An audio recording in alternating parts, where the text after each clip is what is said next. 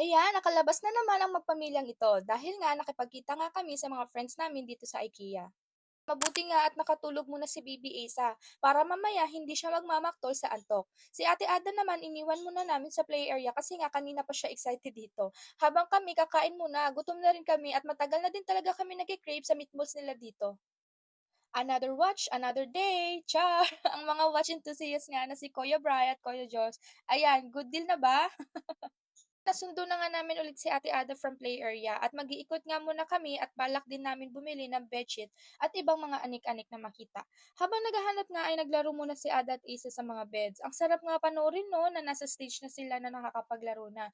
Pero syempre bantay pa din kasi nga bigla-bigla na lang din natutumbay ang mga bata na yan. Ako talaga. Tapos na nga din kami makabili at syempre dahil napagod nga rin kami kakaikot dito, kumain nga muna kami ng snacks at mga desserts. Sobrang saya nga ng araw ngayon kahit nakakapagod kasi nga nakalabas na ulit kami ng bahay. Nakipagkwentuhan din with friends at sana nga mas kumpleto na nga kami next time.